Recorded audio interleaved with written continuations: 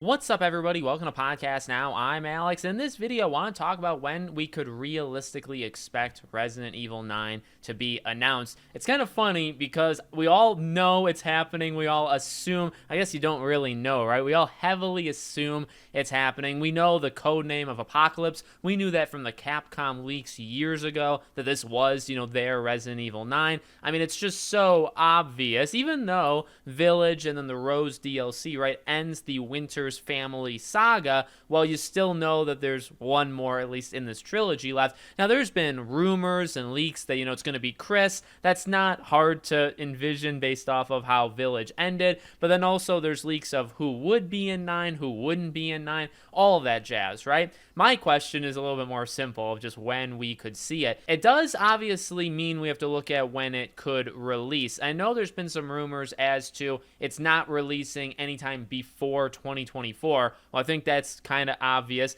I would imagine 2025, and that's what I'm going to be basing my theory, my speculation off of in this video.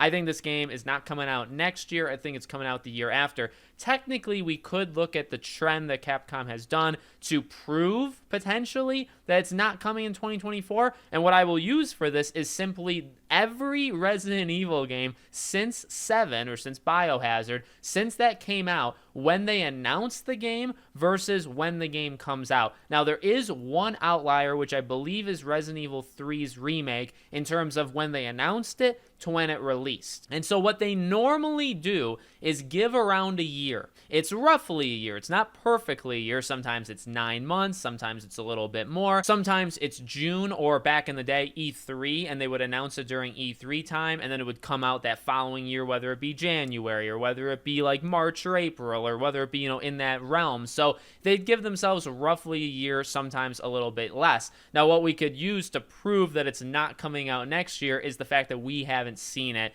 this year. In fact, we don't even have the Separate Ways DLC, at least at the time I'm recording this, we don't even have the Separate Ways DLC announced for Resident Evil 4's remake. Now, I know everybody's in different teams here and they're not doing Resident Evil 9, but, I think they're taking it one thing at a time, at least in announcements. So what I personally think is we're going to see this game next June E3 time. Now, there is no E3 for next year, at least I believe that's been either reported or that's confirmed at this point. So we're going to have to wait for another Capcom showcase, and that's what I think I'm trying to get to here. Pragmata should be a big part of it. Resident Evil 9, I think those would actually be kind of the two juggernauts. That's probably all you'd actually need for a Capcom showcase, to be honest with you. But I do believe that would happen next around June time, which gives them the flexibility that if you want the game to come out January of 2025, you can do it. If you want it to come out in that March, April, May range where they've released several of the remakes and Village, you can have that happen. Now, again, there has been the one time, I think 3's remake was announced in December. I think December 11th, if I remember the date right. December, and then it came out just like a few months, like maybe March. So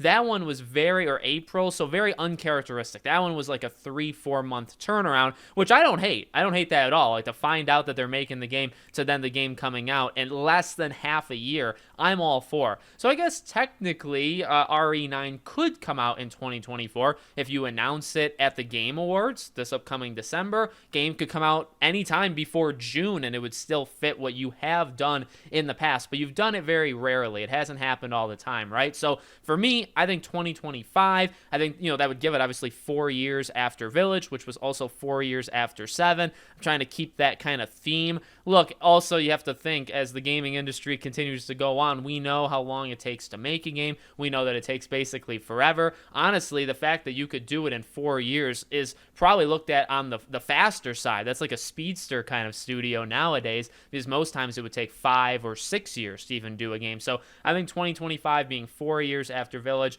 I think that works. I don't think you'd have much complaining. If you could do it in 2024, holy God, 3 years, 3-year turnaround, plus you did the Shadow of Rose DLC, which was kind of meaty for what it was, I'd be very impressed. I would give them a round of applause for doing it, but don't rush it, right? So that's what I'm thinking. I'm thinking next June we would see something for 9, and then it would come out not a full year later, but somewhere in like the 8 to 10, 11 month range after that. That's how I'm thinking it's going to go. So you let me know what you think in the comments. Make sure you're subscribed, bell icon turned on, and I hope to see you all on the next one.